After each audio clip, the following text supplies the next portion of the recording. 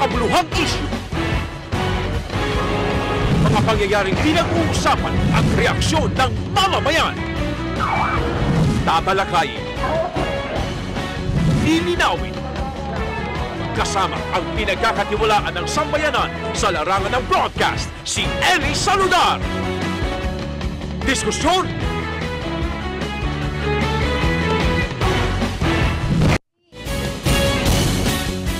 inasahang magkakaroon ng medical assistance para sa mga batang nabakunahan ng kontrobersyal na Dengvaxia vaccine. Aprobado na kasi ito sa mababang kapuluan ng Kongreso at nakatakda na rin ipasa sa Senado upang malagdaan ng sangay ng ating ehekutibo. Pero tanong ngayon ng marami, paano hahatiin ito sa mga programang pangkalusugan? Mapupunta ito. Pag-usapan natin ngayon ang mainit na isyong ito. Magandang gabi. Ako po si Eli Saludar. Ito ang diskusyon. Aprobado na ng House Committee on Appropriations ang budget breakdown ng mahigit 1.161 billion pesos para sa mga biktima ng Dengvaxia vaccine. Ito'y matapos ipresenta ng Department of Health sa komite na pinamumunuan ni Davao Representative Carlo Alexis Nograles ang budget breakdown na nirefund ng Sanofi Pasteur mula sa unused vials ng dengue vaccine na Dengvaxia. Gagamitin umano ng Department of Health ang mahigit 945 million pesos sa Medical Assistance Program para sa Dengvaxia vaccinees. Mahigit 148 million pesos naman para sa Public Health Management kung saan ay hahatiin ito para sa assessment and monitoring of Dengvaxia vaccinees na popuntahan ng mahigit 78 million pesos. Dagdag pa rito ang supplies and medicine na may alokasyon na 70 million pesos habang mapupunta naman sa Human Resource for Health Deployment ang mahigit 67 million pesos. Hiniling din ng DOH sa komite na payagan silang magamit ang matitirang pondo mula sa nasabing refund kahit lagpas na sa 2019 sa halip na isoli ito sa National Treasury upang lalong matulungan pa ang mga biktima. Una rito, nais ng komite na ituon ng DOH sa pagbibigay ng medical assistance sa mga biktima ng Dengvaxia ang nasabing pondo sa halip na gamitin sa anti-dengue kit na nakakahalaga ng 200 million pesos. Kaugnay nito, nagbabala sa publiko si Davao Representative at House Committee on Appropriations Chairman Carlo Nograles ukol sa mga peking Dengvaxia cards. Sa isinagawang pagdinig ng komite, sinabi ng DOH na maging ang ini-issue nilang Dengvaxia cards ay pinepeke na rin. Ang Dengvaxia cards ay magsisilbing identification cards ng mga nabakunahan ng Dengvaxia at ito ang kanilang ipipresenta sa mga ospital sakaling magkaroon ng anumang uri ng sakit. Ayon pa kay Nograles, dapat maging alerto ang publiko sa posibleng pagkalat ng mga peking Dengvaxia cards na maaaring makapagpalala sa sitwasyon ng mga lehitimong Dengvaxia vaccinees. Samantala, kinumpirma ng DOH na 87 sa 871,000 mga batang nabakunahan ng Dengvaxia ang namatay, hindi lamang dahil sa dengue kundi sa iba't ibang karamdaman. Ito anya ang pinakahuling report ng Epidemiology Bureau. Pero ayon sa ahensya, hindi pa makumpirma sa ngayon kung ang pagkamatay ng 87 bata ay direktang may kaugnayan sa Dengvaxia. Mula sa kabuang bilang ng nasawi, 11 umano ang namatay dahil sa dengue, ngunit hindi pa rin maideklara ng DOH kung nagkaroon ba ng failure sa Dengvaxia vaccine. Hinggil naman sa nalalapit na pag-umpisa ng klase sa Lunes, nanawagan ng DOH sa mga magulang, lalo ng mga may anak na nabakunahan ng Dengvaxia, na makibahagi sa brigada eskwela o paglilinis sa paligid ng mga eskwelahan. Malaki umano ang maitutulong ng mga magulang sa pagsusuri sa mga kapaligiran ng paaralan kung may mga posibleng namumuong breeding grounds ng mga lamok na nagdadala ng sakit na dengue. Bilang bahagi naman ng DepEd ay maglalagay sila ng mga anti-mosquito screens upang matiyak ang proteksyon ng mga mag-aaral laban sa dengue. Nagtalaga rin ng DOH ng kanilang surveillance officers na bibisita at magmamonitor sa mga bata sa paaralan at mga barangay. Bahagi umano ito ng kanilang commitment sa pangangalaga at pagsubaybay sa mga batang naturukan ng Dengvaxia vaccine sa immunization program ng DOH noong 2016.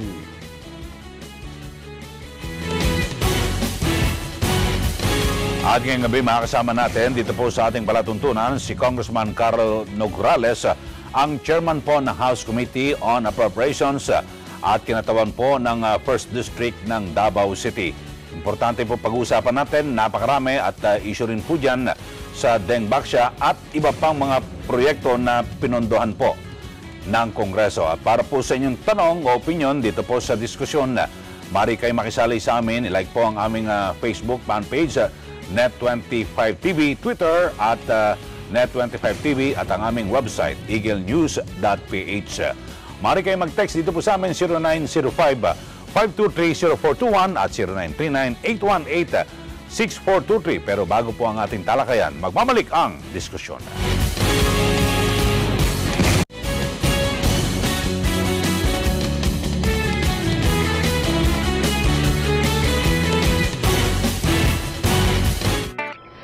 Is our most important asset, and it should always be a constant effort to seek ways to take care of it. That includes professional medical help from the best available.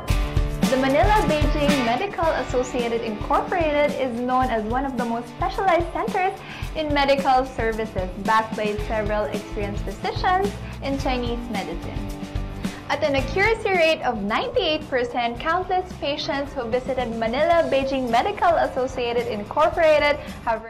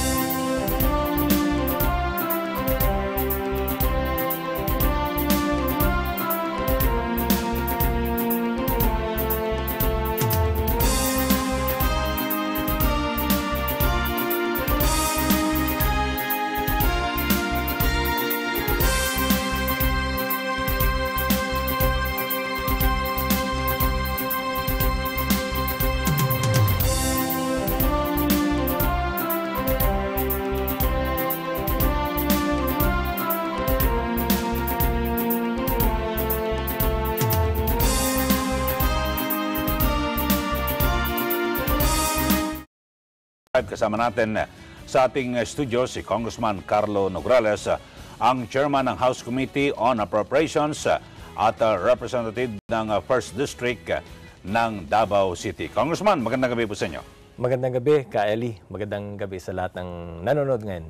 At mahalaga po pag-usapan natin ngayon dahil sa lahat po tayo may pakialam, yung issue po sa Deng Baksya. At alam nyo, ngayon maraming nag-aagam-agam dahil sa diyan po sa Senado ay nabigo po sila na maipasa yung tinatawag na supplemental budget para po sa mga biktima ng Deng Baksya. Pero diyan po sa mababang kapulungan ng Kongreso at bilang chairman po ng House Committee on Appropriations ay mabilis niyo po na naaksyonan ito pong panukalang ito. Opo, inarangkada po namin dahil napaka-importante po nito. Yung balak kasi po sana namin na matapos namin ito bago mag-break ang Kongreso. Kaya inarangkada namin dun po sa committee ng appropriations hanggang madala namin sa plenaryo. At nung Martes, inapprove namin ito ng second reading and third reading. Gawa ng gusto sana namin na madala dun sa Senado para nung Miyerkules, dapat aprubahan din po nila. Pero dahil nga po naging mahaba siguro ang diskusyon dun sa Bangsamoro Basic Law, medyo nasagasaan itong panukala nating supplemental budget para mabigyan pansin at pagtuunan natin yung mga pangangailangan medikal ng ating mga biktima sa Deng Baksya. Kaya ayun po, ang mangyayari po nito, Kaeli, ay hintayin po natin na bumalik ang Kongreso ngayong July 23 after sa State of the Nation address ni Pangulong Duterte para hintayin natin na maaprubahan ng Senado. Okay, opo. So siguro yung version naman ng Senado at ng mababang kapulungan ay hindi naman magkakalayo. Dahil so yung budget ho rito at mukhang may available naman na mapagkukunan ng budget. Yung importante kasi alam naman natin yung paggastos po ng budget kinakailangan inaaprubahan po ng Kongreso. Opo. Actually, ang pondo po dito, Kaeli, ay mula sa refund ng Sanofi. So, ay yung nabawi po ng DOH sa Sanofi, yung nag-manufacture po ng Deng Baksya. Opo. Dahil nung nagkaputukan na pumutok itong issue ng Deng Baksya, hindi na po pinagpatuloy ng Department of Health yung patuloy na mass vaccination nila ng dengue-baxia. Kaya maraming naiwan ng mga bakuna ng dengue-baxia. Ito po yung nasa oli sa Sanofi at ni-refund ng Sanofi na 1.161 billion. Okay, opo. At natanggap na po ng ating gobyerno, pero dahil nga po itong perang ito ay hindi natin pwede gamitin hanggat hindi maaprubahan ng Kongreso, ito po yung dumaan sa committee natin at naaprubahan ng House of Representatives at hinihintay po natin yung magiging action ng Senado. Okay, sa katunayan, meron naman pong pangako ang pamunuan ng Senado at sa pangunguna po ni Senate President Tito Soto na sa pagbabalik muli ng sesyon sa July ay aprubahan po nila at maging si Senator Loren Legarda ng chairperson ng Committee on Finance, sinasabi maaprubahan na po yan. Pero siguro ibigay po natin ng konti yung detalye para ano po yung aasahan dito ng mga biktima ng nabakunahan na dengue-baxia, lalo na po yung mga namatayan. Yes, ang pinakabulko po nito, Kaeli, ay mapupunta sa tinatawag nating Medical Assistance Program. 945 million po niyan ay mapupunta dito sa pagtulong natin sa mga pangangailangan medikal na mga naturukan ng dengue-baxia. Ibig po sabihin, itong mga nabiktima ng dengue-baxia, kung mangangailangan sila ng gamot or mangangailangan po sila ng mga pang-laboratory o di kaya magkakomplikasyon at madala sa ospital, yung pambayad po ng hospital, dito po natin kukunin sa 945 million pesos. Ang second pinakamalaking porsyento ng pondo ay mapupunta sa deployment natin ng mga nurse. 1,250 nurses po ang ating ide-deploy dun sa mga areas na nagkaroon ng mass vaccination. Ibig po natin sabihin, ang Region 3, ang Region 4A Calabarzon, ang NCR Region, at pati na rin ang Cebu Island Province kasama ang Cebu City. At itong mga nurse natin, sila po yung mag-house to house, magko-close monitoring sa mga kabataang naturukan ng dengue-baxia. Kasama na dyan yung basic check-up nila, ang paggawa ng medical profile, ang pagsumite nito dun sa Department of Health database, ang pagbigay natin ng dengue-baxia ID card, at ang monitoring at profiling program na gagawin natin para tuluyang mabantayan itong mga nabiktima sa dengue-baxia. Apo, ang Department of Health ang mga siwa rito. So, hindi lamang po ito sa mga namatayan, kundi lahat ng nabakunahan at magkakaroon po ng ID sila. Opo, almost 900,000 po kasi ang bilang ng mga naturukan ng dengue-baxia. I think it's 891,000 plus ang mga kabataan nating naturukan ng dengue-baxia. So, makikita po natin na napakarami ang kailangan nating tulungan, no? At least mabantayan man lang. Para sa ganun, kung nangangailangan sila ng medical attention, agaran naman po tayong maka-respond sa mga pangangailangan po nila. Sa inyo pong distrito sa Davao, marami rin po pa bang nabakunahan din? Sa distrito namin sa Davao, hindi po nagkaroon ng mass vaccination doon. Pero meron po tayong mga kababayan na taga Davao na voluntary nagpabakuna sa mga private doctors po. So, ibig sabihin, hindi yung Department of Health ang nagkaroon ng vaccination program doon, pero dahil naging available sa market ang dengue-baxia, meron po tayong mga kasamahan sa Davao City na nagpa-voluntary na pinabakunahan po ang kanilang mga anak. Kasi may report na yung mga anak, no, ni dating Vice Mayor Paulo Duterte, apo po ni Pangulong Duterte, nabakunahan po ng dengue-baxia. Opo, yun po yung base sa report at sinabi nga rin po ni Secretary Bongo na ikwento nga daw po sa kanya at pati na rin yung isang anak yata ni President Duterte ay nabakunahan din. Ayun. So napaka-importante po, no, yung ginawang batas nito diyan po sa mababang kapulungan ng Kongreso para agad na mabigyan ng ayuda yung ating mga kababayan.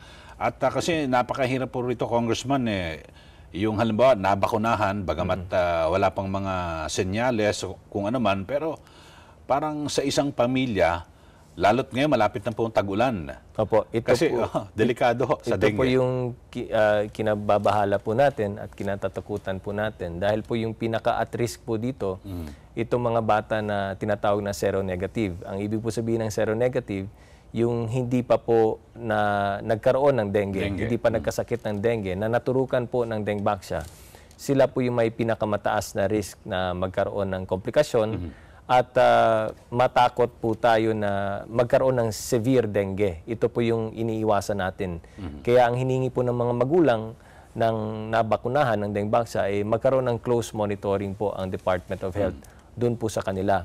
Kaya kinababahala rin po namin na hindi na-approve itong supplemental budget dahil sa July 23 pa magkakaroon ng aksyon ang Senado at magpapasukan na ang mga estudyante. Ngayon June 4 po ang pasukan na sa public school, karamihan po. Opo, at sasalubungin po ito ng panahon ng tag-ulan, kaya talagang ngayong panahon na ito, ang panawagan po namin sa Department of Health na bagamat hindi pa naaprubahan itong supplemental budget ng Senado, ay siguro gamitin na lang siguro muna nila ang kanilang kasalukuyang 2018 budget. Dahil alam ko naman po may mga items sila sa budget na maaari nilang gamitin para sa pag-deploy ng mga health practitioners papunta doon sa mga regions na nagkaroon ng mass vaccination.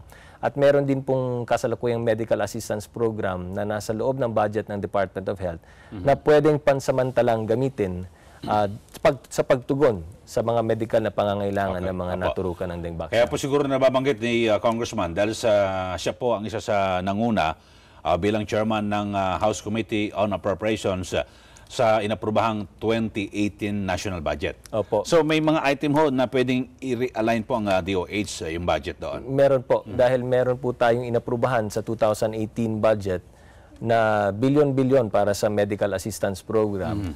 Bagamat hindi po ito nakasentro sa dengue. Ito ay para sa mga klase-klaseng sakit na mararanasan ng ating mga mahirap na mga kababayan. Doon po dapat gamitin itong medical assistance. Pero ganun pa man, dahil may 2 buwan pa tayong maghihintay bago aksyonan ng Senado itong supplemental budget, maaari naman po nilang gamitin yung nasa loob ng medical assistance program nila. Pati doon sa deployment ng mga health practitioners, meron naman po tayong inilaan na pondo para sa kanila para mag-deploy na ng mga nurses at doctor sa baryo. Meron kasi mga doctors, nurses to the baryo program ang Department of Health. Siguro maaari na siguro nilang gamitin itong pondong ito para i-redeploy muna natin yung mga health practitioners natin, mga doktor, mga nurse dun sa Region 3, 4A, NCR at Cebu Island Province para bantayan yung mga nabiktima sa dengue. At siguro dito po sa budget nito, kung may budget man ng DOH, talagang magkaroon po sila ng mas malawak na information campaign para po sa ating mga kababayan. Kasi ang dami po ngayon na natakot na po sa bakuna. Hindi naman po, kasi may sa polio, sa measles, chickenpox, lahat. Napakarami po na talagang, subok na lahat. Pero ngayon marami ho ang nangamba dahil sa dengue. So, delikado rin po yung ating mga kababayan. Oo nga po. Kaya nga po, itong timing na ito, alam naman po natin na yung nagkaroon ng mass vaccination, karamihan po doon school-based. At dahil school-based po yan, at magkakaroon na ng pasukan sa mga DepEd schools natin, siguro maging creative lang tayo sa pag-reach out sa mga nabakunahan ng dengue na magkaroon tayo ng information dissemination campaign dun sa mga eskwelahan kung saan nagkaroon ng mass vaccination. At magagamit natin itong panahon na ito para gamitin yung itong panahon nito na mag-reach out dun sa mga nabakunahan ng dengue. Karamihan sa kanila, mag-grade 6 na po ngayong taon nito dahil grade 4 po sila nagkaroon ng dengue vaccine nung nakaraang 2016. So madali na lang po sigurong hanapin ang karamihan, hindi lahat, kundi karamihan sa mga estudyanteng ito.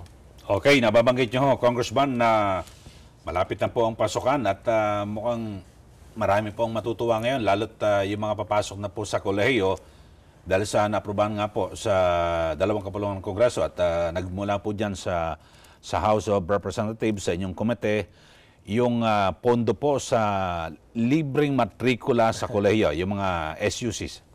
Ngayong June na po magsisimula sa bagong pasukan, sa bagong school year ng 2018. Dito na po magsisimula ang pamamahagi natin ng libreng tuition, pati na rin ang libreng miscellaneous fees sa lahat ng mga estudyante ng college, sa lahat ng state universities and colleges nationwide. Maging ang mga local universities and colleges natin na accredited ng CHED, ang kanila po mga college students ay maging kasama na rin sa benepisyong ito ang free higher education law.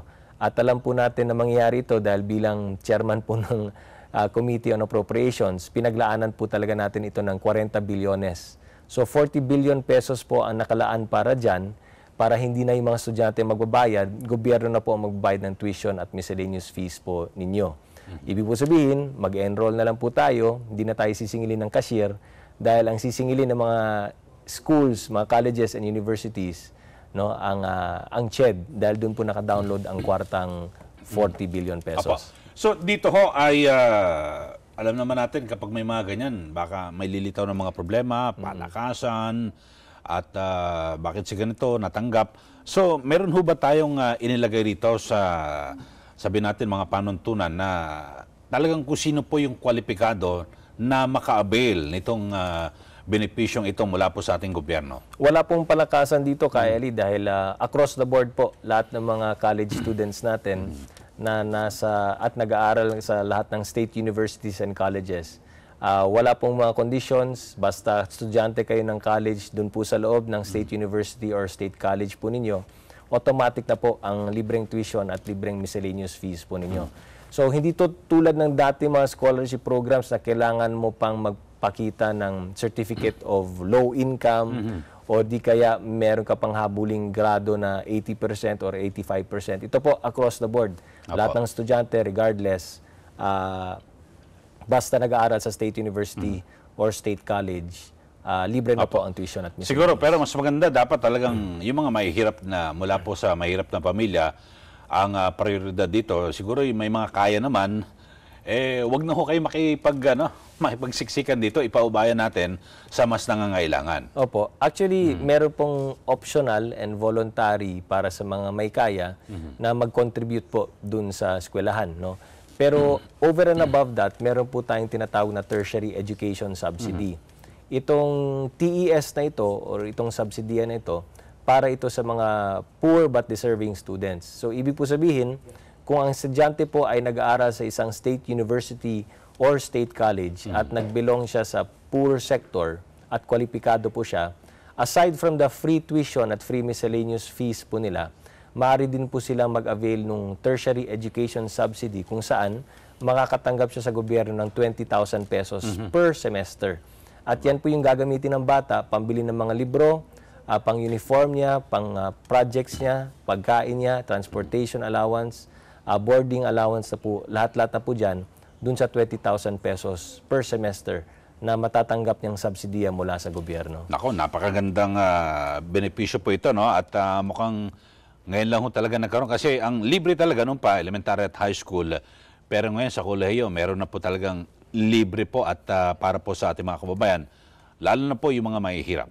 Opo, napakaganda po ng timing dahil kung titingnan po natin, ito po yung first batch ng graduates sa K-12. Ayun, so mula naging hanggang high school tayo, 4th year, pinalawak po ng gobyerno ang programang K-12, so naging kinder to grade 12, ano po. At yung grade 12, ito yung first year ng graduation nila at ang sumalubong po sa kanila, yung free college naman. Apo. Kaya napakaganda po ng timing na pati yung mga graduates natin ng K-12, makakadiretso po sa kanilang pag-aaral ng libre sa kolehiyo. Apo. Pero alam naman natin sa mga ganyang programa, kahit may mga sumusulpot po dyan na problema, Apo. pwede ba sa inyo magsumbong yung mga kababayan? Oo naman, dahil kami po sa aming komitiba, ang aming komite, kami po yung nagbabantay sa tinatawag na public expenditures. So ibig po sabihin, binabantayan po natin ang pag-implement ng mga programa at proyekto ng gobyerno. Kaya kung tulad itong sa pagpapatupad natin ng free higher education law, kung meron pong mga nais silang isumbong sa amin dahil hindi maganda ang pagpapatupad ng batas na ito, saan man sa ating bansa, isumbong lang po sa amin at kami na po yung bahala na mag-call ng attention ng CHED or ng SUC o kung sino man ang dapat natin tawagan ng pansin. So paano ho kayo makakontak? Kasi ngayon, usong-uso yung sa Facebook, no?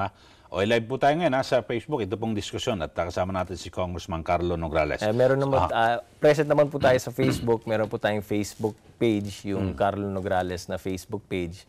O di kaya makipag-ugnayan sa opisina ko po sa House of Representatives, doon po sa Batasan, sa Mitra Building, room 422 po sa House of Representatives. Batasan Complex po. Okay. Apo. Meron din sa Davao City. Kung gusto Yun. po niyo. Kompleto. Okay, mamaya pag-usapan din natin kasi ito, yung sa 2018 budget, baka sa susunod, matutuloy kaya. Pag-usapan po natin yan sa pagbabalik ng diskusyon.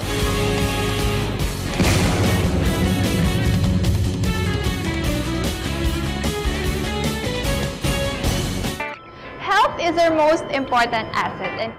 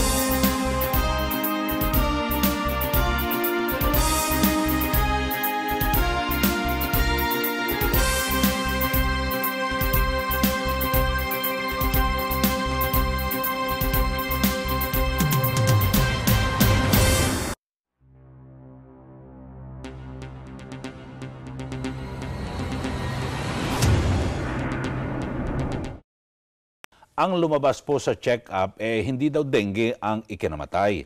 Makakatanggap po ba ang pamilya niya sa budget na yan? Salamat po, diskusyon. Congressman. Opo. Sa ngayon po, pwede na po silang humingi ng tulong mula sa DSWD. Opo. So ang Department of Social Welfare and Development, meron naman po silang pondo para tumulong sa lahat ng mga nangangailangan ng tulong, hindi lamang sa dengue vaccine, kundi yung mga mahirap natin mga kababayan na nangangailangan ng tulad nito, mga burial assistance or ayuda mula sa gobyerno. Nandyan po yung DSWD. So makipag-ugnayan lang po sa kanila or di kaya sa aking opisina at i-refer po natin sa DSWD para matulungan po sila. Apo, mula naman kay 774, sigurado na po ba yung budget para sa mga dengue vaccine victims o may tsansa pang maudlot pa yan? Huwag naman sana. Huwag naman po sana. Inaasahan po namin na dun po sa Senado ay agaran naman po nilang aksyonan ito pagbalik namin after July 23. At nag-promise naman po ang Senado na kanila pong aprubahan yung budget na yan. Okay. Mula naman kay 1055, mabuti naman may libreng tuition fee sa mga state universities, pati yung kolehiyo, no? Ayos, ang laking tulong yan para sa amin. Salamat reaction po. po yan. Wala naman kay 2993, napakaganda niyang libreng tuition, tapos wala nang maraming papeles na hanapin sa amin. So ito ang naging kaibahan, Congressman, no? Opo. Kasi dati may mga scholarship tayo, talagang pinipili, may mga grades pa. Pero kasi sa aking pagtingin, at matagal-tagal na rin tayo sa radyo, karamihan no, sa mga estudyante na galing po sa mahirap, talagang masabi mong hindi ganong kaganda ang grades. Kasi sa umpisa pa lang, lalo't yung iba, pumapasok po sa eskwelahan, hindi po nakakain ng almusal. Opo. So, talagang iba ho, maliban lang talagang likas po na matalino, kakaunti lang po yung mga umuusbong na gano'n. Pero, ikukumpara mo, siyempre, halimbawa, may kaya. Opo. Lalo na, alam niyo, yung sa edukasyon, pag na-enroll sa magandang eskwelahan, iba po talaga, lamang po sila. Opo, totoo po yan. Pati dun sa aming distrito, sa Davao City, ang bias po talaga namin ay matulungan ang mga kabataan makagraduate sa kolehiyo.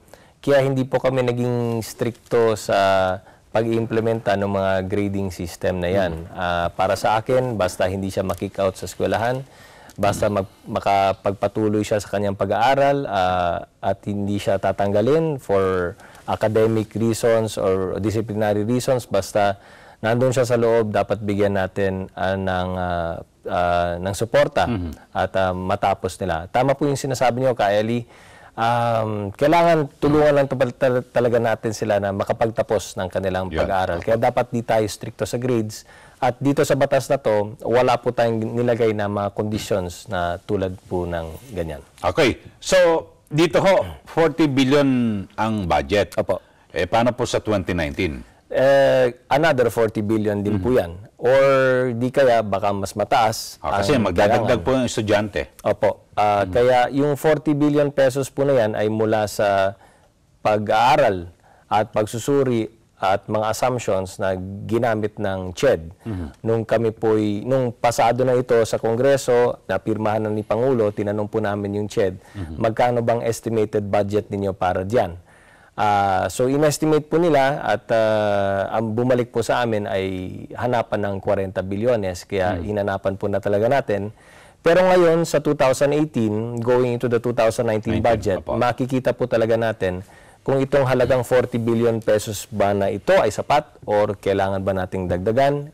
Kung ano man ang maging sagot dyan, titingnan natin sa 2019. Ang importante is may pagpatuloy natin itong programang ito dahil hindi pwedeng mabitin ang mga estudyanteng sinusuportahan natin. Kasi yung mga ka-enroll ngayon, at least yung mga 4-year course ay 4 na taon yan. Opo. Pero taon-taon, Congressman, madadagdagan ng estudyante sa kolehiyo. Parang ganun na nga po. Siguro may computation naman dyan yung CHED. Opo, siguro sabihin natin 10% every year madadagdag dun sa mga makikinabang po dito.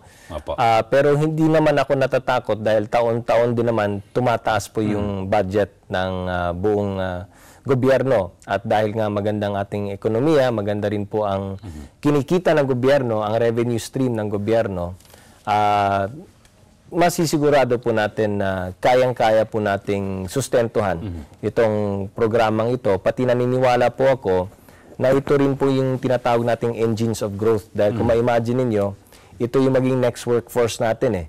Pag nakapagtapos po sila ng pag-aaral, automatic makakatrabaho yan, makakatulong din sa ekonomiya yan. At pag nakatulong sila sa ekonomiya, pati na rin sa pagbayad ng buwis, tataas din po ang kita ng gobyerno. Kaya magandang positive cycle po itong sinusuportahan po natin. Ayun. So maganda ho yan. At ang mga Pilipino magiging produktibo kapag edukado. Opo. Ang nais po talaga natin na lahat ng ating mga kababayan ay nagtatrabaho.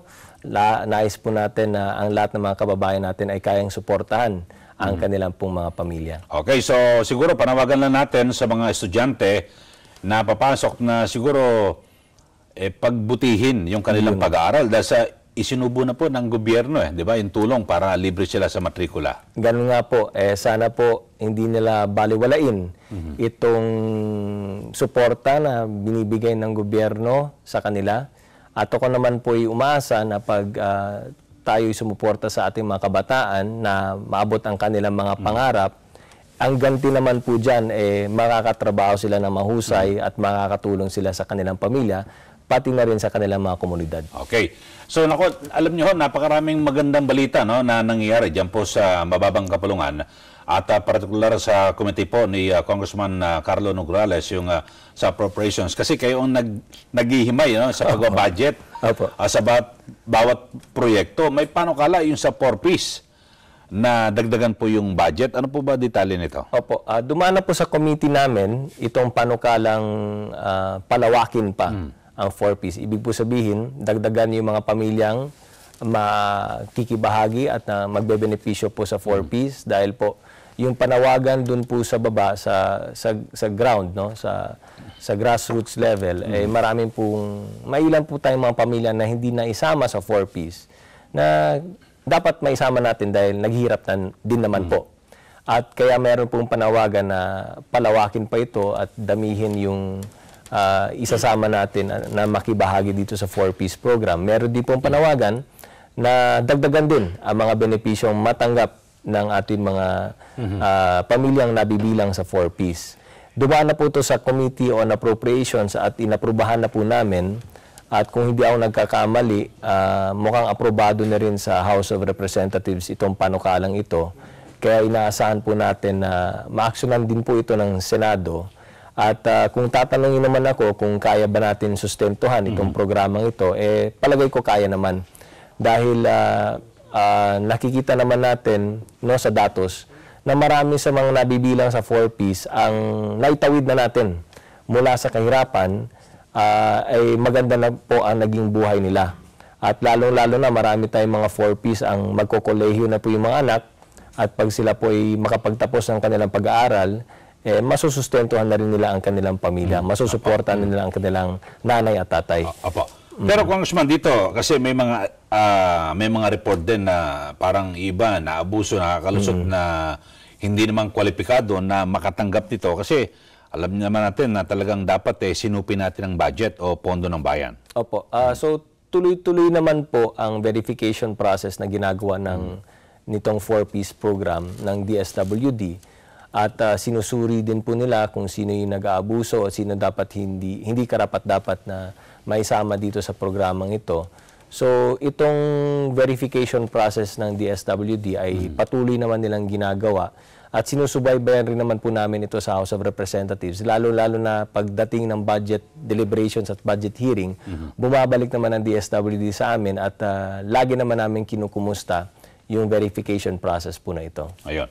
Okay, so marami po, no? At yung pagdadagdag po rito ng budget sa 4Ps na ito para madagdagan po ng tao, hindi dahil sa para yung kanilang buwanang tinatanggap madagdagan. Explain po. Parehas po. So at least magkano po yung proposal na maidagdag po sa buwanang matatanggap po at yung bilang po, no, ng mga matutulungan pang mahihirap na maging kwalipikado, beneficiary po nito? Hindi ko po dala yung computation na inaprubahan po or basta magdadagdagan po yun. Po. Pero yung monthly, yung buwan-buwan na nilang tinatanggap, kasi conditional po yan Depende kung ilan po yung anak nilang pumapasok sa school, ilan po yung mga anak nilang dumadaan sa health center para magpabakuna o magpa-check up. So meron pong formula na sinusunod ng DSWD at bawat galaw na yan at bawat conditions na nafu-fulfill po nila may cash component po yan bilang tulong. So yung cash component po na yun po yung nais dagdagan para mas malaki ang magiging take home po ng pamilyang yon. Okay, so ang dami ho natin na ibibigay sa ating mga kababayan na nangangailangan, pero lahat naman po yan may mapagkukunan. May mapagkukunan naman po dahil gaya ng sinabi ko, gumaganda naman yung ekonomiya ng ating bansang Pilipinas at tumataas rin naman yung kita o yung revenues na nakokolekta po nito. At ito po yung pinamamahagi natin. Yung formula kasi ng gobyerno ngayon ay ang bulko po ng budget natin ay nandun sa social services. Bagamat madalas po natin naririnig yung infrastructure, yung build program, isa lang po to sa bahagi ng kabuuang budget na inilalaan natin para sa pagtulong natin sa mga kababayan natin Pilipino. Pero ang bulko po talaga ay napupunta po sa mga social services ng gobyerno para sa ating mga kababayan, lalo-lalo yung mga mahirap. Okay. Yung sa issue naman ho ng libreng irigasyon sa mga magsasaka. Opo, ito po sinimulan namin nung pag-upo po ni President Duterte dahil ito po yung campaign promise niya sa mga magsasaka. Ang ibig pong sabihin nito, yung mga malilit nating mga magsasaka na may sinasakang mula 8 hektarya pababa. Yan po yung nakakabenepisyo dito dahil nakita po namin na ang mga magsasaka po natin ay sinisingil ng irrigation service fees ng NIA, yung NIA, apo. National Irrigation Administration. Apo. Pero nakikita rin po naman namin sa budget na taon-taon po natin pinopondohan yung mga projects ng NIA. Mula sa maintenance and operation ng kanilang mga irrigation facilities, hanggang sa repair and rehabilitation, hanggang sa paggawa natin ng mga bagong irrigation facilities. Kaya di namin naiintindihan o naunawaan kung bakit sinisingil pa natin yung mga maliit natin magsasaka na baon na nga po sa utang. Kaya pag-upo ni President Duterte, noong 2017 budget, pinaglaanan na po natin ang pondo ito para hindi na singilin yung mga magsasaka na maliliit. No? At sa Kongreso, pinasa po natin yung free irrigation law para maging ma-institutionalize na itong practice na ito. Kaya inulit po namin noong 2018, binayaran na po natin yung irrigation service fees ng mga maliliit nating mga magsasaka para hindi na po sila tuluyang singilin ng NIA at maging mas malaki na po yung maging take home nila dahil wala na silang babayaran. Pati Eli, yung kanilang past due accounts, dahil baon na sa utang dati, wala na. Yung utang nila, burado na po. Aba, magandang balita. So ito, sabihin natin, permanente na po ito. Kasi nung nakaraan, parang sinuspindi lang at hindi mo na naningil yung NIA. Pero ngayon, dahil sa meron na pong batas, permanente na hong hindi po sila sisingilin. Opo, kaya permanente po taon-taon, hahanapan namin sa Committee on Appropriations ang kwarta para dyan. Kasi parang ang nangyari, tinatanong po namin lagi ang NIA, yung computation nung nawawala sa kanila dahil hindi na natin sinisingil yung mga maliit nating magsasaka. Kaya nung nakaraang 2018 budget, 2.1 billion po ang inilaan natin pambayad, kumbaga pre-pay na po natin ang NIA. Ito na po yung bayad ng mga maliit na magsasaka, huwag nyo na silang singilin, kaya gobyerno na ang nagbayad para dyan. Kaya patuloy na rin po yung pagpapatakbo ng NIA sa kanilang maintenance, repair, rehabilitation ng kanilang irrigation facilities dahil binahagi na natin at inilaanan na natin ng pondo yan. Ang importante, hindi na yung mga magsasaka ang siningil, gobyerno na ang siningil, gobyerno po nagbayad para dyan. Okay. So, talagang marami ho, no? Pagkukunan ng pondo. Pero, Congressman, ano ho ba ang inyong take dito sa mga panukala? Dahil sa mukhang ang budget natin ngayon, pinagkukunan, isa ho dyan yung pinasang train law. Opo. So, may mga panukala na suspindihin mo na, paano ho ba ito? Kasi sabi mo mismo ni Pangulong Duterte, ginakailangan natin ng pera kasi paano natin patatakbuhin ng gobyerno?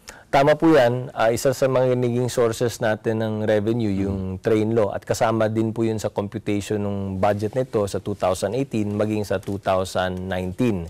Kaya nga po yung kung meron mga panawagan ang ibang mga politiko na suspendihin ang train law, ang balik ko naman po dyan, okay lang kung suspendihin ninyo ang operation ng ilang provisions ng train law, pero dapat you must be prepared. Dapat handa po kayong mag-suggest or magrekomenda ng ibang alternative sources of revenue po para dyan. Madali po kasi sabihin na isuspende ang isang ganitong batas or suspendin natin ang operation ng batas na ito. Pero kung wala naman po tayong alternatibo o recommendation kung saan kukunin ang kwarta para dyan, ang magiging kawawa po dyan yung mga taong bayan na umaasa sa mga programa at proyekta ng gobyerno. Kung suspendihin po ninyong revenue stream, masususpende din po yung pagbibigay natin ng tulong sa mga mahirap nating kababayan. Ang isa pang alternatibo, suspendihin mo yun, mangutang tayo. Yun po. Yun po yung ibang alternatibo po. Okay, so mahirap naman, mababaon tayo sa utang, tapos sa bandang huli, taong bayan din mahirapan. Opo. Ganun nga po. Kaya nga po, ito nga po, yung kailangan intindihin po natin na ang nangyari po kasi sa train law ay dinamihan po natin yung mga kababayan natin na in-exempt natin sa pagbayad ng income tax. At dahil doon, syempre, matatamaan yung revenue stream ng gobyerno. At dahil matatamaan yung revenue stream ng gobyerno, inilagay po natin yung counterpart, no, para makabuo pa tayo ng collections ng gobyerno dun sa ibang mga bagay na kung saan nagpataw po tayo ng ibang buwis. Yun po yung sinasabi po nilang kailangan suspendihin, pero gaya nga ng sinabi ko, madaling sabihin yan, pero pag sinabi mo yan, kailangan handa ka ring magrekomenda kung saan natin kukunin yung opo. pambawi po para dyan. Okay, pagpapatuloy po natin yung usapin na yan sa trade law sa pagbabalik ng diskusyon.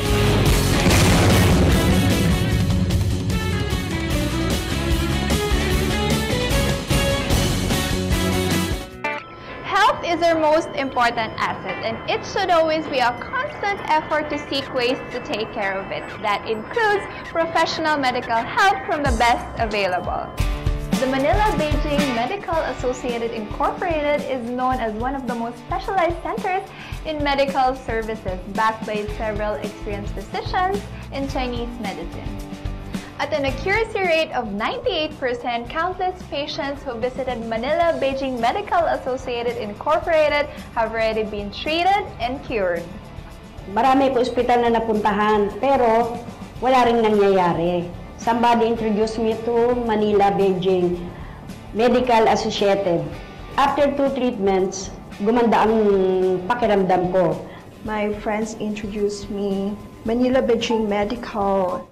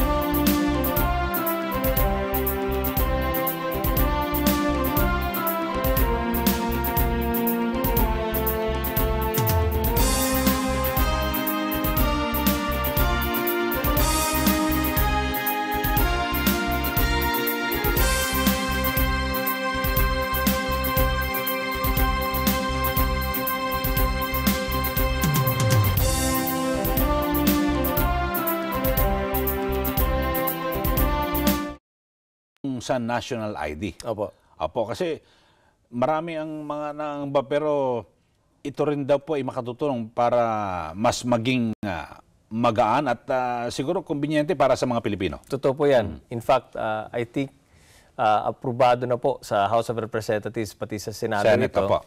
So kulang na lang ang pirma ni Pangulong Duterte at kapag kanya po itong napirmahan, may budget na po tayong nakalaan para dyan. So dito sa 2018 budget, meron na po tayong 2 billion pesos na nakalaan para sa implementation ng National ID System. At pag na-implement po yan this year, ang magiging pilot areas po natin, ang National Capital Region, NCR, pati ang Region 4A, Calabarzon Region. Dito na po mag-umpisa ang ating National ID System. At napakaganda po nito dahil mga kababayan natin na mga naghihirap, yung mahirap nating mga kababayan na walang ID, mabibigyan na po ng ID na libre. Dahil gobyerno na po ang magpapagawa nito, gobyerno magbabayad nito. Kaya yung pinakaunang ID po ninyo ng National ID, libre po yan, huwag yung walain. Yan. Yung pangalawa, pag nawala yun, ayun, magbabayad Doon ka na kayo. magbabayad. Doon ka na magbabayad. Pero yung pinakaunang i-issue na national ID sa inyo, Libre. Libre po yan. At yung number mo po, permanent number mo yan, at lahat ng data at information mo, nandun na nakapaloob sa ating national ID. Kaya hindi mo na kailangan magdala ng napakaraming ID. Kung magta-transaction ka sa pribadong sektor tulad ng bangko, dapat ang bangko hindi nahingi ng 2 ID. Isang ID na lang dahil national ID na po tayo. So, obligahin na po ngayon ang bangko, yung mga bangko na kilalanin. Kasi sa ngayon ho, Opo.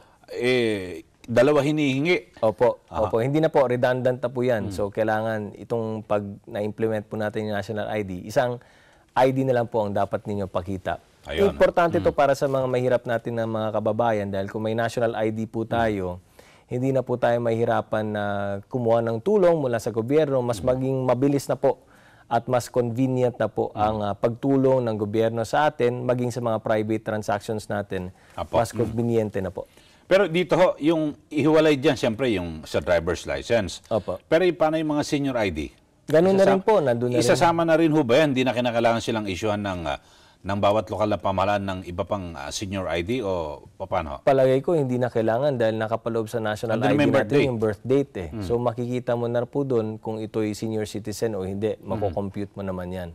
Kaya hindi na natin kailangan na napakaraming ID, yung PhilHealth, SSS, GSIS, lahat po yan nakapaloob na dito sa national ID natin. Okay, so magandang balita po yan sa ating mga kababayan at sana nga po ay lahat po natin ma-avail po natin yan at NCR muna tsaka Region 4A, Calabarzon. Region 4A. So yun ho, umpisahan dito, benamano sa atin. Sa 2018. Tapos sa 2019, pag-uusapan natin magkano yung budget para sa rollout ng ID na ito sa iba pang mga regions ng buong kapuluan natin. Apo.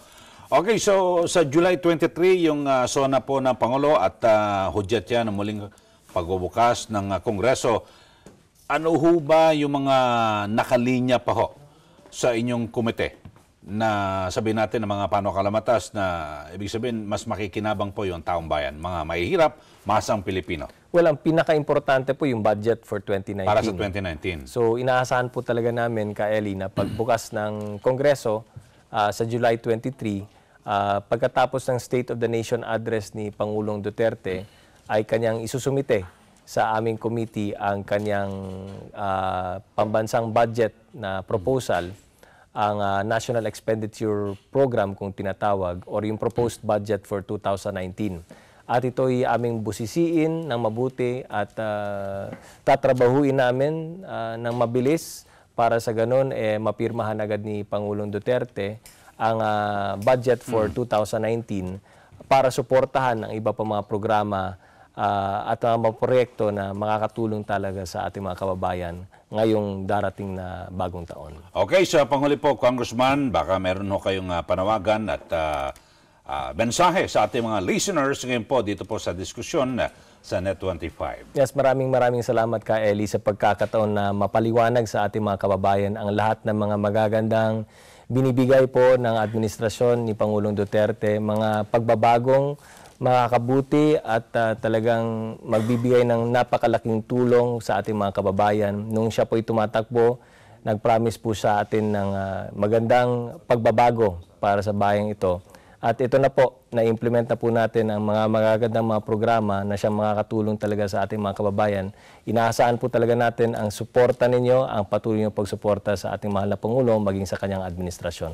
Okay, maraming salamat po kay Congressman Carlo Nograles. At bago po tayo magtapos, maraming salamat po sa Wella Metal Corporation, manufacturer ng quality metal wooden vinyl, aluminum, mattress, foam, and upholstered sala set located at Bunsuran Street, Pandi, Bulacan. At sa gitna po ng pagtuturuan at kanya-kanyang sisihan, mas maganda po siguro na ang unahin nating isipin ay yung kaligtasan ng mga batang posibleng malagay para po sa peligro dulot sa yung naturang dengue vaccine. Sana nga po ay tuluyan ng maaprubahan ng sinusulong na budget para po may sapat tayong pondo sa mga nabakunahan ito. Subalit dapat ding nating tiyakin na magamit ang naturang halaga para matugunan ang pangangailangan ng mga naging biktima o naturukan ng bakuna, lalo na po sa panig ng daang-daang libong kabataan na mabigyan sana ito ng benepisyong pangkalusugan upang matuldukan na yung mga pangamba ng mga magulang na may mga anak na naturukan ng kontrobersyal na bakuna, lalo na po yung mga magulang na walang kakayahan para maipagamot ang kanilang mga anak. Subalit po sa harap nito ay hindi rin sana mga hulugan na isasantabi na lamang natin ang mga pangyayari kung saan nalagay sa peligro ang nasabing mga kabataan. Dapat ay mayroong managot ukol dito at huwag na sanang maulit ang ganitong pangyayari dahil lamang sa mga magsariling hangarin o interes. Muli, ako po si Eli Saludar. Ito ang diskusyon.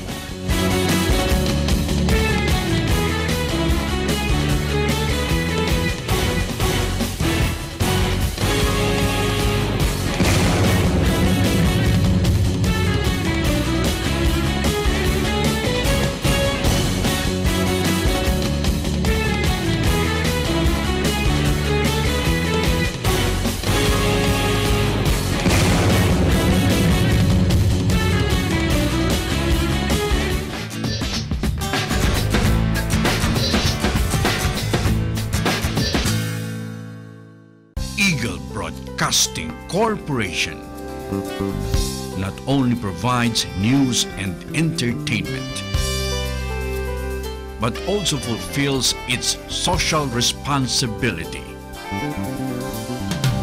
through clean-up drives, blood donations, medical mission, livelihood seminar. Eagle Broadcasting Corporation into its 50th year.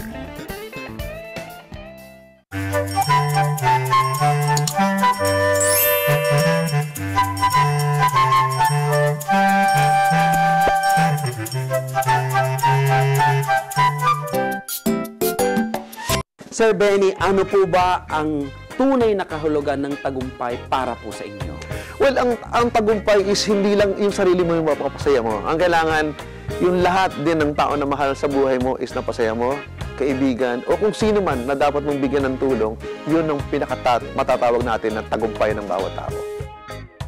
Ito po si Benny Saturno. Abangan niyo po ako ngayong Sabado sa RYTS. Rule Yourself to Success, dito lang sa NET 25.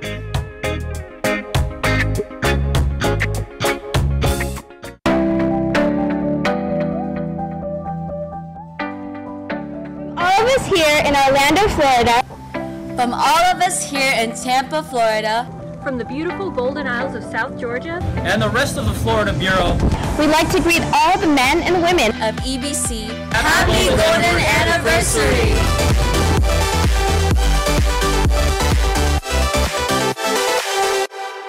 Madalas na pinagmumulan ng sunog ay ang mga naiwang niluluto sa kusina o kaya naman ay depektibong LPG. Kaya naman para tiyaking ligtas ang ating tahanan, narito ang mga tip para makaiwas sa sunog. Huwag iwanan ang niluluto. Itagong mabuti ang mga posporo, lighter at ilayo sa maaabot ng mga bata. Panatiliing malinis ang kalan at suriin kung may tagas ang hose ng LPG. Huwag bubuhusan ng tubig ang nagliliyab na kawali sa halip takpan ito o takluban ng basang tela. Siguraduhin toyo ang kaldero ng rice cooker bago ito lutuan. Tanggalin sa saksakan ng mga appliances pagkatapos gamitin. Iwasang i-overload ang mga saksakan at huwag gamitin ng mga sirang kordon. Huwag maglagay ng gamit sa ibabaw ng kalan at higit sa lahat, ilayo ang mga aerosol at iba pang kemikal habang nagluluto. Huwag po nating hayaang magkaroon ng sunog sa ating tahanan. Mahalagang pag-ingatan ng ating ari-arian at higit sa lahat ang ating buhay.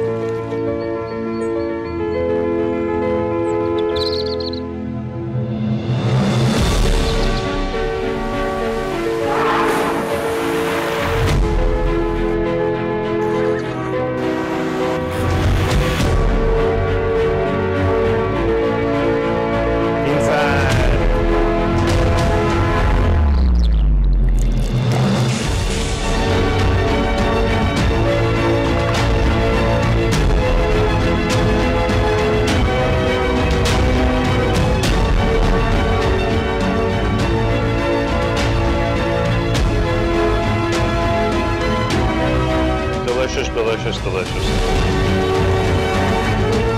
I'm Wendell Garcia. Join me as I rediscover the joys of living here in the Philippines. Oh my God! Travel through taste. Discover your next adventure as we take you on our tasty travel.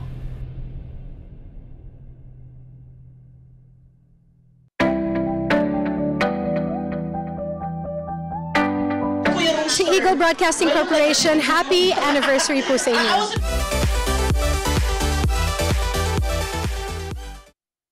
Ang pambansang almusal,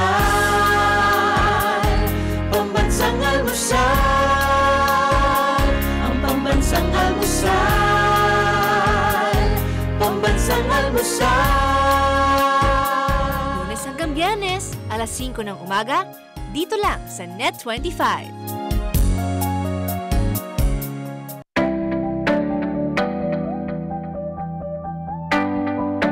Happy 50th anniversary po sa Eagle Broadcasting Station. Ito po si Darren Espanto. And congratulations po sa inyo and God bless you all. Thank you.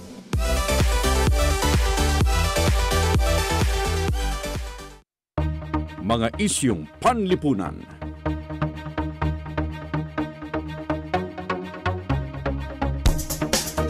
Mga isyong pampolitika.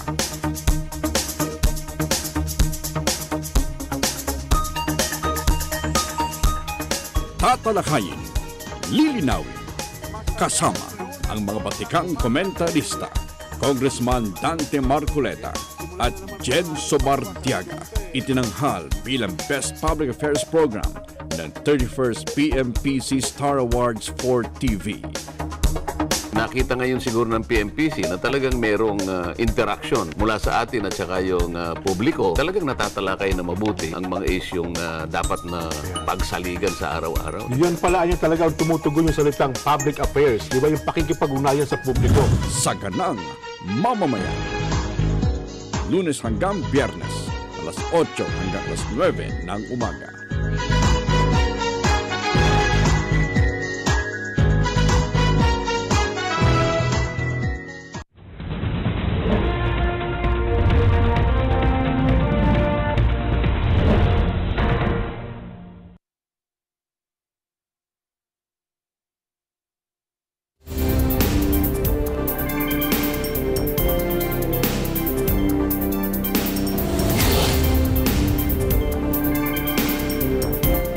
We live in interesting times for the headlines. The world's largest economies stand on the brink of all-out trade war as the EU, Canada, and Mexico announce retaliatory measures as Washington's stinging tariffs on steel and aluminum come into effect. Spanish Prime Minister Mariano Rajoy ousted by a corruption scandal. He now becomes the first leader in Spain's modern democracy to lose a vote of no confidence in Parliament. Será esta Cámara quien tome la decisión. U.S. President Donald Trump was to receive a letter from his North Korean counterpart Kim Jong-un as preparations for a historic nuclear summit gain pace.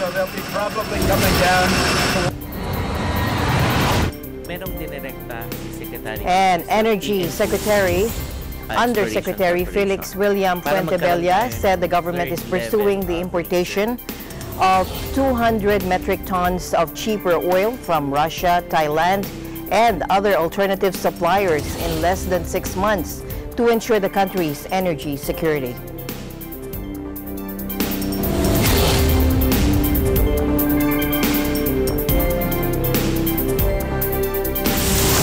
Good evening, everyone. I'm Alma Angeles, wherever you're watching from around the world. Thank you for joining us tonight. And now to the headlines.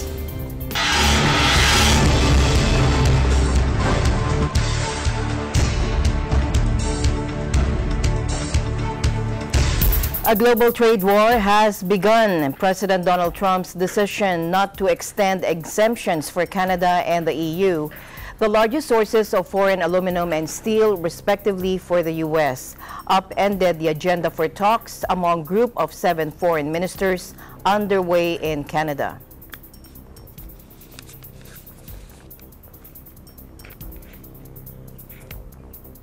Commerce Secretary Wilbur Ross said talks with the EU had failed to convince Washington that it should continue exempting the trading bloc from the tariffs. Washington also is removing exemptions for Mexico and Canada because negotiations to revise the 24-year-old North American Free Trade Agreement are taking longer than we had hoped, and there is no, quote, precise date for concluding them, according to Ross. In response, Canada announced $16.6 Canadian billion in retaliatory duties on U.S. goods, including potentially on beef, coffee, candies, plywood, and surprisingly, maple syrup, as well as steel and aluminum. Let me be clear. These tariffs are totally unacceptable. For 150 years, Canada has been the United States' most steadfast ally. These tariffs will harm industry and workers on both sides of the Canada-U.S. border, disrupting linked supply chains that have made North American steel and aluminum more competitive all around the world. Minister Freeland is here to outline our retaliatory measures. In response to these measures, Canada plans to impose surtaxes or other similar measures in order to limit trade on steel imports, aluminum imports, and other products from the U.S. in the amount up to $6.6 billion. So we'll immediately introduce a settlement dispute on the WTO level, and we'll announce in the next coming hours counterbalancing measures. What they can do, we are able to do exactly the same. It's totally unacceptable that a country is imposing unilateral measures when it comes to world trade. The US were announcing that they will not put an end to the exemptions which have been offered to Europe and others. This is a bad day for the world trade. The European Union cannot react to that without any kind of reactions. We're at a critical moment, not only for the future of multilateralism, but for the planet itself. We need to safeguard multilateralism because it's the only way forward as we increasingly confront challenges that are global in nature and therefore do not know about borders. Brussels previously threatened to slap tariffs on U.S. products, including bourbon, motorcycles, and blue jeans, as well as other products. Mexico said it would impose retaliatory duties on a variety of U.S. goods, including steel and a host of agricultural goods, including pork, apples, and various cheeses. Mexico also said it would impose retaliatory duties. All right, let's take a listen. gobierno de México responde. Responde con medidas equivalentes a diversos productos como son aceros planos, lámparas, piernas y paletas de puerco, embutidos y preparaciones alimenticias, manzanas, uvas, arándanos, diversos quesos, entre otros, hasta por un monto equiparable al nivel de afectación.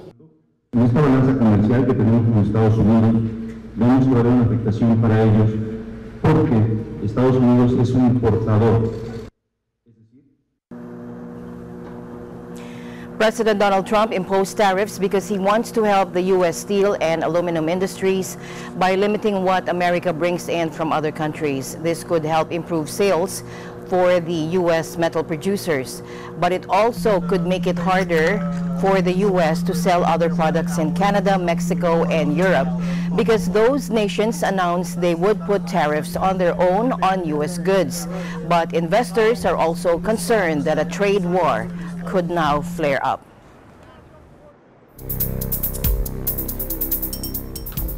In other news, Singapore hotel rooms are being snapped up. Police are preparing to lock down the city, and thousands of journalists are set to jet in for the greatest media circus on earth, the U.S.-North Korea summit.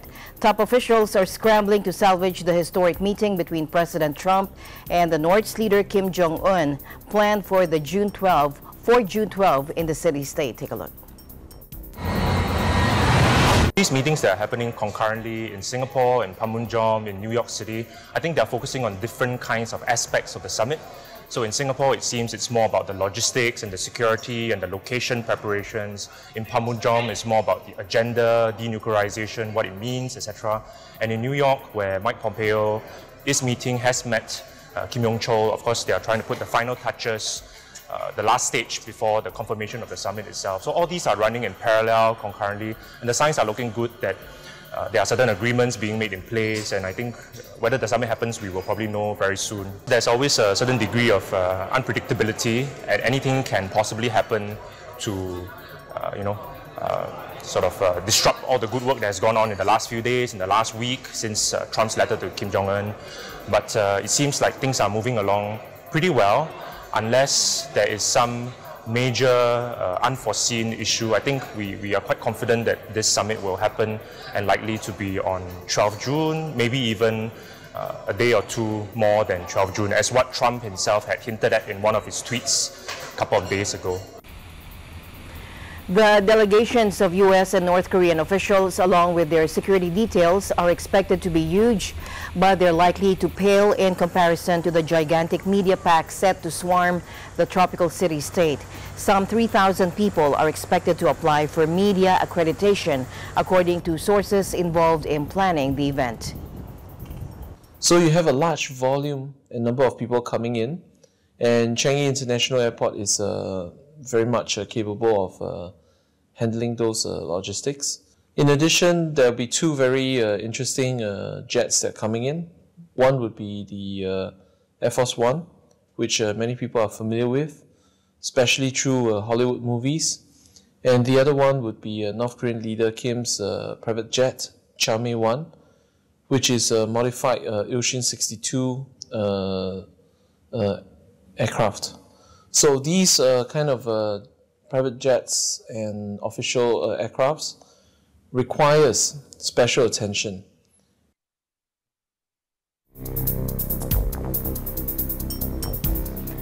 U.S. President Donald Trump was to receive a letter from his North Korean counterpart Kim Jong-un, a much-anticipated moment as preparations for the historic nuclear summit gain pace. A letter is going to be delivered to me from Kim Jong-un. So I look forward to seeing what's in the letter, but it's very important to them. So they'll be probably coming down to Washington, D.C. on Friday for the delivery of a letter. I look forward to that. Now, Kim's right-hand man, Kim Yong-chol, was due in Washington for a day after talks in New York with Secretary of State Mike Pompeo made what the U.S. diplomat called real progress towards holding the planned June 12 summit. Meanwhile, Kim Yong-chol's visit to the U.S. coincides with a visit by Russia's Foreign Minister Sergei Lavrov to North Korea, where he met Kim Jong-un. The North Korean leader said his country's commitment to denuclearization remained unchanged, consistent and fixed. He added that he hoped that the denuclearization of the Korean Peninsula and the mending of relations with the U.S. would be dealt with on a stage-by-stage basis. Mr. Lavrov had invited Kim to visit Moscow. И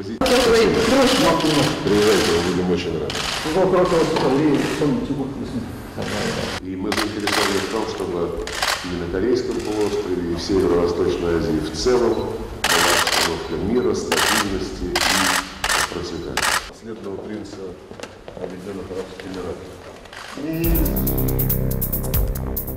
Meanwhile, U.S. Secretary of State Mike Pompeo says the U.S., South Korea, and Japan are completely on the same page with respect to working towards North Korea's denuclearization.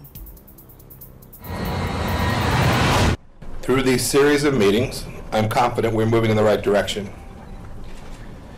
Today, Vice Chairman Kim and I discussed how our countries could come together and take advantage of the unique opportunity that our two leaders have created through their visions of the future that they have so clearly articulated. It will take bold leadership from Chairman Kim Jong-un if we are able to seize this once-in-a-lifetime opportunity to change the course for the world. There is no daylight between the South Koreans, the Japanese, and the United States with respect to our approach to how we resolve this issue with respect to North Korea. U.S. President Donald Trump has already said earlier that a denuclearization deal with Pyongyang might require more than one meeting, but he indicated very positive progress in talks between the U.S. and North Korean officials in New York. A letter is going to be delivered to me from Kim Jong-un, so I look forward to seeing what's in the letter, but it's very important to them, so they'll be probably coming down to Washington, D.C. on Friday for the delivery of a letter. I look forward to that. Washington is pressing North Korea to quickly give up all its nuclear weapons in return for lifting sanctions and economic incentives. But analysts say North Korea wants security guarantees that the U.S. will not try to topple the regime. In other news, the Spanish Parliament has voted in favor of a no-confidence motion against Prime Minister Mariano Rajoy over a funding scandal. Prime Minister Mariano Rajoy admitted defeat ahead of the no-confidence vote and said it has been an honor to serve the country. Take a listen. A la vista de lo que todos sabemos, podemos presumir que la moción de censura saldrá adelante. En consecuencia, el señor Sánchez será el nuevo presidente del Gobierno y yo quiero ser el primero en felicitarle. Será esta Cámara quien tome la decisión y a todos nos corresponde acatar el mandato de la soberanía popular aquí representada. Academic and Spanish Socialist Workers' Party leader Pedro Sanchez has called on the Spanish Prime Minister to resign, and he offered to take his place. Sanchez tabled the motion of no confidence in Rajoy. Rajoy becomes the first Spanish premier to lose a no-confidence vote since the country transitioned to democracy after the death of dictator Francisco Franco in 1975. Now, he put Spain back onto the path of growth after a devastating economic crisis. Although unemployment remains sky high, jobs precarious, and many complain inequalities have risen. But his term in office was also marred by a series of corruption scandals involving former PP members. Rajoy's successor is the man who eventually brought him down, Pedro Sanchez, his arch rival. Meanwhile, Spanish Prime Minister Pedro Sanchez, the new Spanish Prime Minister, has vowed to tackle all challenges that the country is facing, moments after Spain's parliament ousted Mariano Rajoy in a no-confidence vote. Take a look. Soy consciente de la responsabilidad que asumo, del momento político tan complejo que vive nuestro país, y lo que puedo manifestar es que, además de ser plenamente consciente, voy a abordar todos los desafíos que tiene nuestro país con humildad, con entrega y sobre todo con mucha determinación, primero para transformar y modernizar nuestro país, que es lo que ha hecho siempre el Partido Socialista cuando ha gobernado, y en segundo lugar para atender las urgencias sociales de muchísima gente que sufre precariedad y que sufre desigualdad. 99 Mr. Sanchez, who is expected to be sworn in by Monday and appoint his cabinet next week, has promised to start talks with the Catalans, but said he will not give them an independence referendum. It's unclear how long his administration, with only 84 socialist deputies in the 350-member Legislative Assembly, can last. Now, the fall of Rajoy's government comes at a time of wider political turmoil in Europe.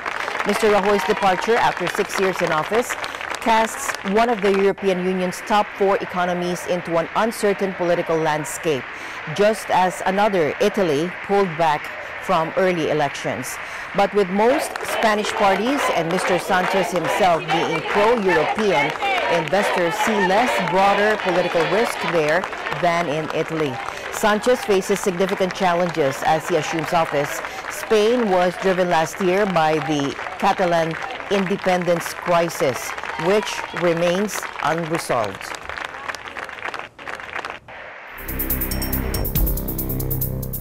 In other news, anti-Kremlin journalist Arkady Babchenko, who has dismissed criticism of helping stage his own death, disclosed some details on how he fooled the world for a day. Упал. У меня кровь была настоящая, кровь свиная. Меня залили кровью, я ее набрал в рот, выпустил изо рта. Мне сгустки крови насували в дырки от пуль в нос. Все, я умер. Now, Babchenko made a shocking reappearance at a press conference in Kiev on Wednesday, more than 12 hours after the Ukrainian authorities reported he had been shot dead at his home in a contract-style killing.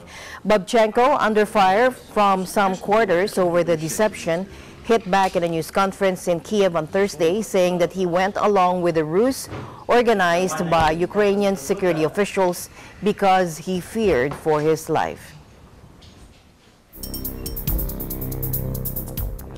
More than half of the world's children are threatened by conflict, poverty, or sexual discrimination, according to a report by the Save the Children. Entitled Many Phases of Exclusion, the study ranked 175 countries in terms of the threat of child labor, exclusion from education, child marriage, and early pregnancy. It found that 1.2 billion children worldwide were at risk from at least one of the 3 main threats. 8 of the 10 countries which ranked worst for children were in West and Central Africa, with the greatest threat level in Niger.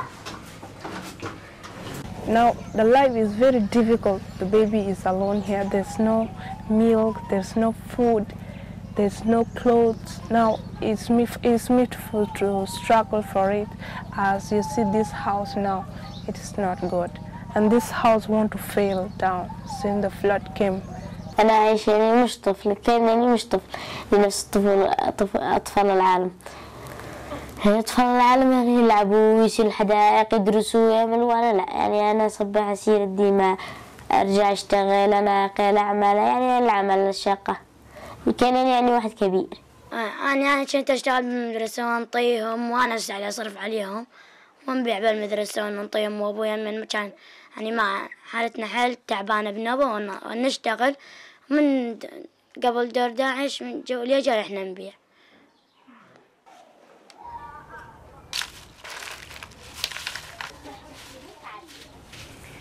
The report said more than 1 billion children live in countries hit by poverty and 240 million in countries affected by conflict and fragility.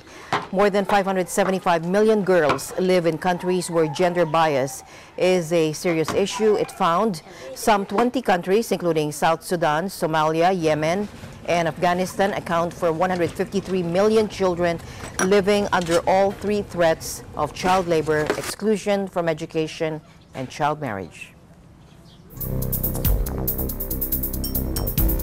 UN Secretary General for Humanitarian Affairs Mark Lowcock told the Security Council that the situation in Idlib, Syria is alarming, with airstrikes, clashes between armed groups, overcrowding, and severely stretched basic services.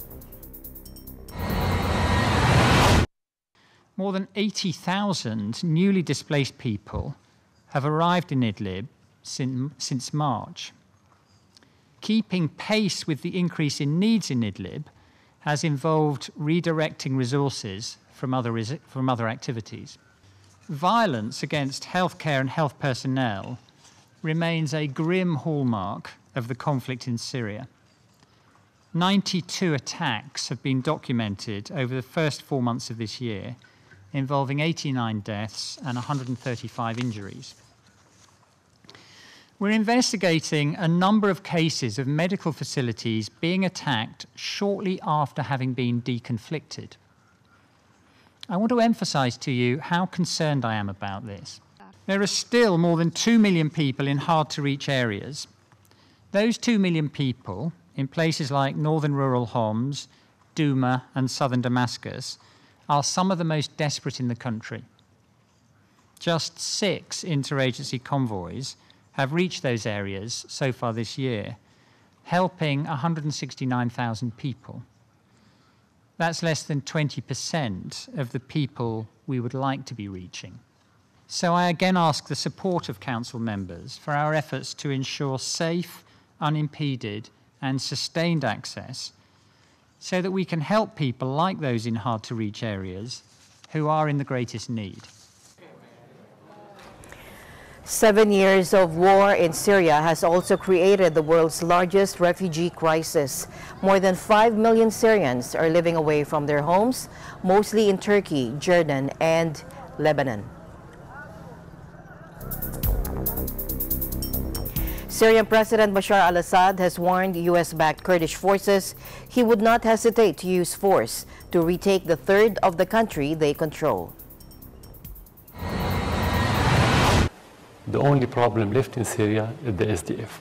We're going to deal with it by 2 options. The first one, we started now opening doors for negotiations, because the majority of them are Syrians. And supposedly they like their country.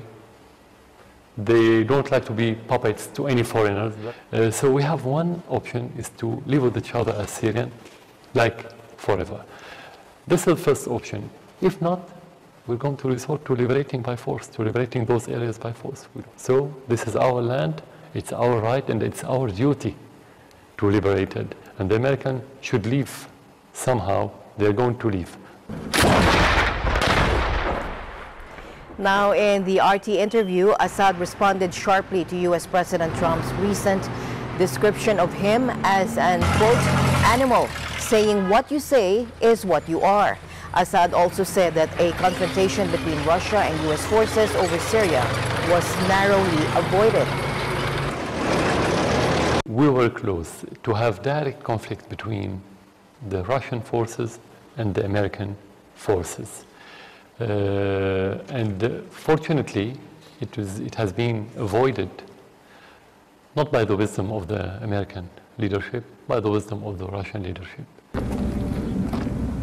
More strikes by U.S. ally Israel have further raised fears that the devastating war, which has left more than 350,000 people dead, could yet escalate. Israel has claimed that it targeted military infrastructure run by its arch-foe Iran, which has been Damascus' other key ally in the conflict. Now, Mr. Assad denied that Tehran had any active troops in Syria. We don't have Iranian troops. We never had, and you cannot hide it. And we were not ashamed to say that we have. Like we invited the Russians, we could have invited the Iranians. We have Iranian officers who work with the Syrian army as help, but they don't have troops. The Syrian Observatory for Human Rights, a Britain-based monitoring group with a vast network of sources on the ground, has said several Iranians were among those killed in Israeli strikes earlier this month.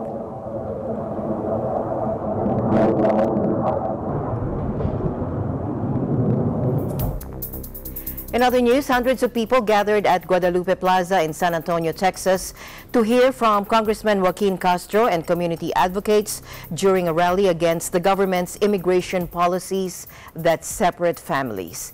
Now, critics were quick to point to a zero-tolerance policy announced earlier this month by Attorney General Jeff Sessions that authorizes border security agents to take away the children of people who enter the United States unlawfully. The government places such children in foster homes. But Stephen Wagner, a senior official in the Department of Health and Human Services, told a congressional committee last month the government was unable to determine with certainty the whereabouts of 1,475 minors after attempting to contact their sponsors in the last 3 months of 2017. I'm a mom. And I can't imagine what a mother would feel having her child forcefully taken from her. It's a call to action. We all have to step up, and that'll make it stop. These are human beings. These are human children. And to lose 1,500 children is just absolutely absurd and inhumane and just disgusting. Take care of people like they're people. It's not hard. People are angry, people are mad that immigrants are being treated because at the end of the day, they shouldn't be treated badly. They're humans, just like us.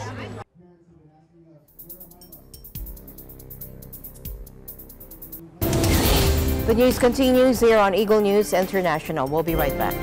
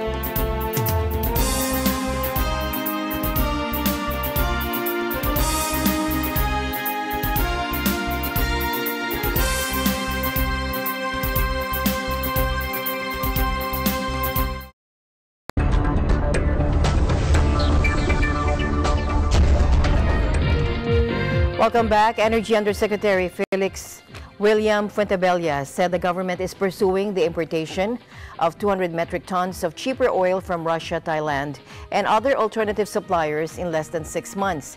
This is to ensure that the country has energy security. The planned oil importation aims to establish a petroleum reserve and foster competition in the oil industry. Take a listen. Merong dinirekta si Secretary Cusi sa PNOC Exploration Corporation para magkaroon tayo ng third level of reserve. Ito yung tinatawag nating stockpiling. Yun yung sinasabi nating pakikipag-usap sa iba't ibang mga oil-producing countries tulad ng Russia para magkaroon tayo ng, in any event, additional supply. Hindi siya pribado sa pribadong usapan. Gobyerno sa gobyernong usapan ito. At hindi ito negosyo. Ito ay energy security function. The Secretary said, as soon as possible, with a warning that it will be closely scrutinized every step of the way so that we will ensure na talagang benepisyo at hindi disadvantageous yung mangyayaring sa ating transaksyon. Now, President Duterte had earlier ordered the Department of Energy to explore the possibility of buying cheaper oil from Russia and other non-Organization of the Petroleum Exporting Countries, or OPEC, suppliers to help ease the impact of high oil prices on consumers. In other business news, Australian banking giant ANZ is set to face criminal cartel charges over a multi-billion-dollar capital raising along with its advisors, Deutsche Bank and Citigroup, regulators said Friday. The charges to be laid by federal prosecutors come at a torrid time for Australia's major lenders as the Royal Commission probes misconduct in the finance industry. ANZ in 2015 raised 2.5 billion Australian dollars from institutional investors and up to 500 million Australian dollars from retail investors to help meet the cost of tougher regulatory requirements. But the Australian Competition and Consumer Commission, or ACCC, claimed after an investigation that there were cartel arrangements relating to trading in ANZ shares following the share placement. ANC said prosecutors will allege there was an arrangement or understanding allegedly made by the joint lead managers of the bank's institutional equity placement of some 80.8 million shares in August of 2015. ANZ, its group treasurer Rick Muscati, the share placement's underwriters Deutsche Bank and Citi, and a number of other individuals will be charged over the alleged criminal cartel conduct. Now, according to the ACCC, cartel conduct occurs when businesses act together instead of competing against each other to drive up the profit of cartel members. Starbucks is closing more than 8,000 stores across the United States to conduct employee training on racial bias. The move, which affects 175,000 employees, follows the April 12 arrest of two black men in a Philadelphia Starbucks. An incident sparking outrage, protests, and anguished soul-searching about racial tensions that have deteriorated during the Donald Trump presidency. The CEO of Starbucks has apologized for the incident at one of the Mammoth chain's Philadelphia cafes, where two black men were arrested while waiting for a friend. The video posted by a Starbucks client shows several uniformed police officers questioning and then handcuffing the two men who offered no resistance. What do we want? Justice! You know, I think this is such a widespread issue. I think this is about segregation and the deeper systemic issues in our country. I think Starbucks is a symbol of that, and that event that happens all the time. Yeah, I think that they are making a sincere effort. I think, bias training for anyone is important, so I appreciate it, I guess. And things like this happen for, the growth of the city, for the growth of us as, human beings, and for the growth of everyone coming together to address the issue. So things like this unfortunately have to happen for us to sometimes unite and come together to see how differences and opinions and different parties can come together to resolve issues. Well, I study education policy, and I know that one-day workshops don't really do anything, so I'm not sure if there's a more comprehensive plan, but it seems more like a public relations effort than something more meaningful.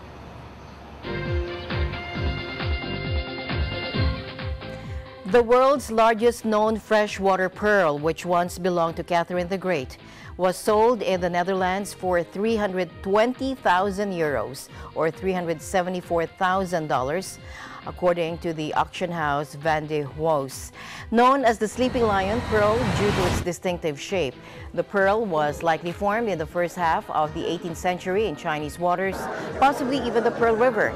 The auctioneer said the jewel weighs some 120 grams, around 4.2 ounces, and is almost 7 centimeters, about 2.7 inches long, making it one of the 3 largest known pearls in the world. Experts have studied the pearl over the past 20 years, and they've determined that despite its odd shape, it's naturally occurring and the largest freshwater pearl yet discovered. According to the Van der House catalog, the sleeping lion came to Europe through the Dutch East India Company, despite a Qing dynasty ban on exporting large pearls. Hendrik Conrad Sander, accountant general for the company, was thought to be the first European owner of sleeping lion. Following his death, the pearl was auctioned in Amsterdam in 1778 and bought for Russian Empress Catherine the Great. The pearl spent the next 2 centuries moving around Europe, owned by merchants, jewelers, and aristocrats, before its acquisition in 1979 by the Amsterdam Pearl Society, who sold the sleeping lion on Thursday.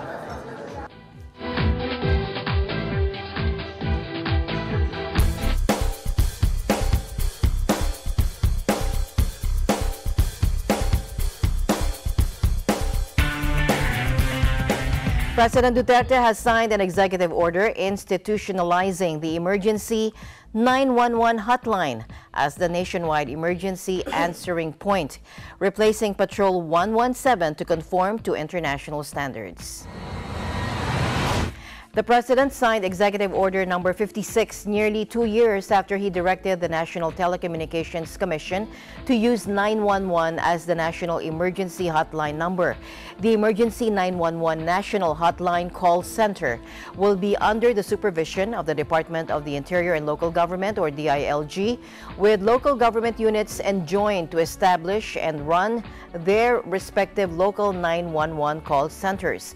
The Bureau of Fire Protection and the Philippine National Police will be the primary service respondents of the 911, to be supported by at least 10 other government agencies and accredited non-government organizations.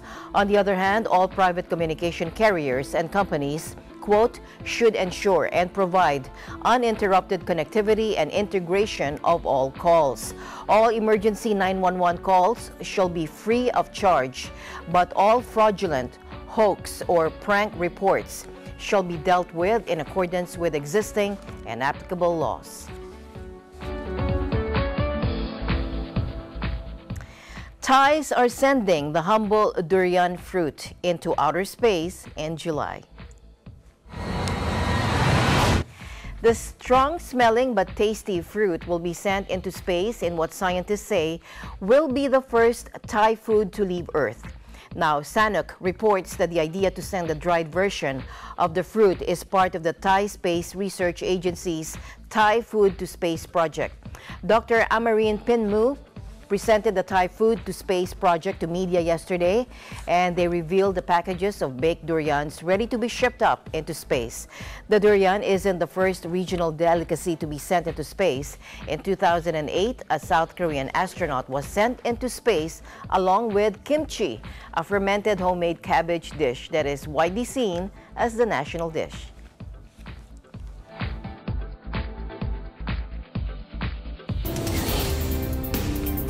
Eagle News International will be right back. Stay tuned.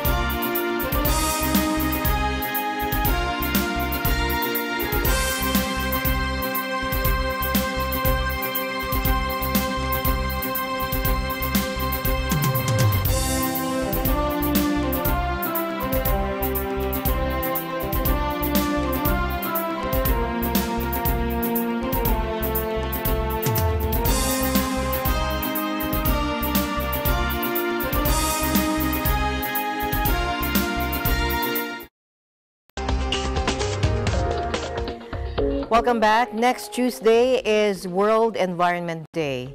Since it kicked off in 1974, World Environment Day has grown in importance and it's now celebrated in more than 100 countries around the globe. This year's theme, announced by the United Nations, is Beat Plastic Pollution.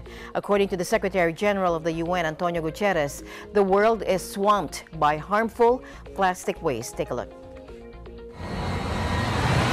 A healthy planet is essential for a prosperous and peaceful future. We all have a role to play in protecting our only home. But it can be difficult to know what to do or where to start, and that is why this World Environment Day has just one request: beat plastic pollution. Our world is swamped by harmful plastic waste. Every year, more than 8 million tons end up in the oceans. Microplastics in the seas now outnumber stars in our galaxy. From remote islands to the Arctic, nowhere is untouched. If present trends continue, by 2050, our oceans will have more plastic than fish. On World Environment Day, the message is simple: reject single-use plastic. Refuse what you can't reuse. Together we can chart the path to a cleaner, greener world.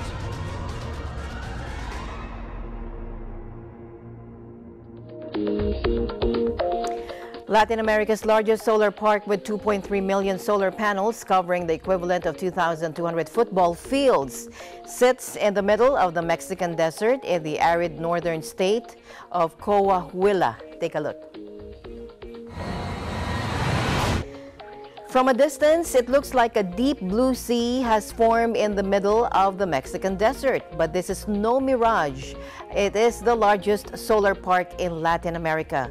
The Villanueva power plant, built by Italian energy company Enel, is part of Mexico's push to generate 43% of its electricity from clean sources by 2024.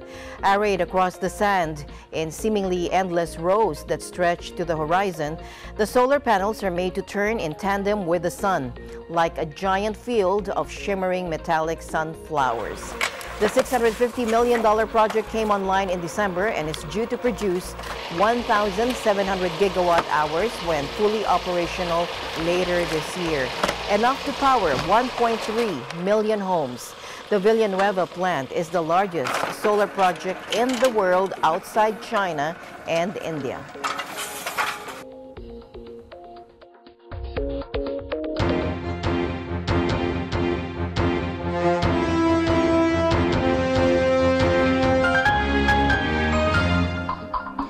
For World No Tobacco Day 2018, WHO has joined with the World Heart Federation to highlight the link between tobacco and cardiovascular disease. Take a look. 7 million people die from tobacco use every year. Out of that, 3 million of them die from cardiovascular diseases. And most of the time, in many countries, the people do not know about the risks from tobacco and cardiovascular. So the association is not clear. And so this World No Tobacco Day, the focus is to raise that awareness and to look at the links between cardiovascular diseases due to tobacco use. And cardiovascular diseases are 17.9 million. That's the most common cause of death in the world. And tobacco has a huge share in that burden. Now, while the rates have been declining, the number of people has not declined because of population growth. So we have 1.1 billion smokers today, and in 2000 we had 1.1 billion smokers. So a lot more effort needs to be made to bring this number down, because those 1.1 billion people are exposed to the harms of tobacco every day.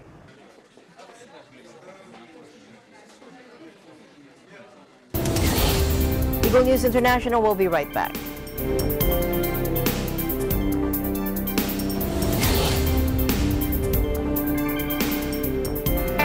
Help!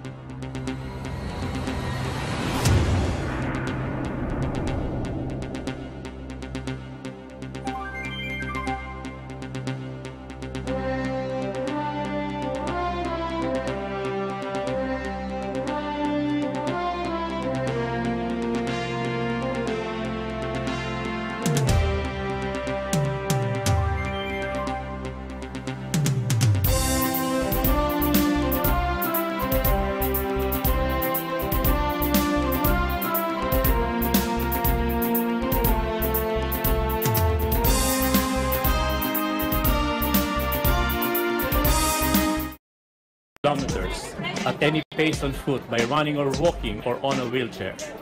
The route started and ended at Place des Nations by the United Nations Broken Chair. After the walk, all the participants were invited to join the yoga session. The event ended with fun activities in a cheerful and energetic environment. For a happier and healthier life, take the time to move around. There are many ways to stay fit. From Geneva, Switzerland, I'm Jim Hippolito, and I'm one with 25. Thank you, Jim. Meanwhile, a celebration of all things pop culture, including comics, sci-fi, gaming, fantasy, even horror. Kat Joy takes us to the Calgary Comic and Entertainment Expo. Take a look. Do you like comics, science fiction, anime, gaming, or even cosplay? Let's find out if the Calgary Expo has all those for you. The Calgary Comic and Entertainment Expo, aka Calgary Expo, is a 4-day event that happens annually during spring here at Stampede Park in downtown Calgary.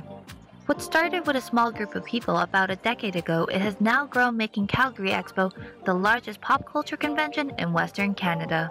With a spokesperson, Lindsay Thomas, aka Emily Expo, she tells us about the Calgary Expo over the years and what to expect. The Calgary Expo started when the founder, Kendrick Fong, he decided that there needed to be a convention such as this, and he pretty much ran everything himself with a tiny group of volunteers, and we had about 3,000 people attend, and now here we are taking over the Stampede grounds 100,000 people later. We are constantly looking for ways to make the show better and tighten things up, so that is certainly going to be apparent in the future as things move forward, and we're excited to see what's going to happen. One may attend workshops and panel discussions with comic artists, celebrity guests, and even popular cosplayers, or join an autograph session with Calgary Expo guests. Gamers, of course, have something to look forward to. Others may even join active events available indoors and outdoors. The Artist Alley, where local talents display and sells artworks, is a hit. Like it's Birdie, a popular artist on social media who's been working in the Calgary Expo for the past few years. He shares us his experience and tells us why the Fan Expo is special. This is something I do passionately and something that I've tried to pursue, and ever since getting into the con business and trying out for my own booths for myself, it's kind of opened my eyes to a whole new community. I've been doing cons for 3-4 years now, and I don't see myself stopping anytime soon. It seems like every year that passes by, the community just gets larger and larger, and I think this year Fan Expo is set to draw in the largest crowd it has in the previous years, so just a growing business, I feel. But the one thing that you can't help but notice are the cosplayers walking around the convention. We got a chance to meet some of the cosplayers, and they tell us what makes the Calgary Expo fun. It's my first time here, and I was just really interested with all the other cosplayers and all the booths and the things that are going on here. I thought I'd come down, check it out, see the booths, see the celebrities, see some of the major names. I love being around like-minded people. It's just a lot of fun, and it's a place you can just get out, be somebody else, and have a good time.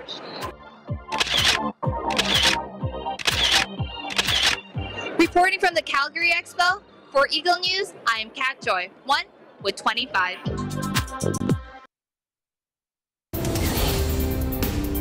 Thank you, Kat, and I'm Alma Angeles, always 1 with 25. Good night.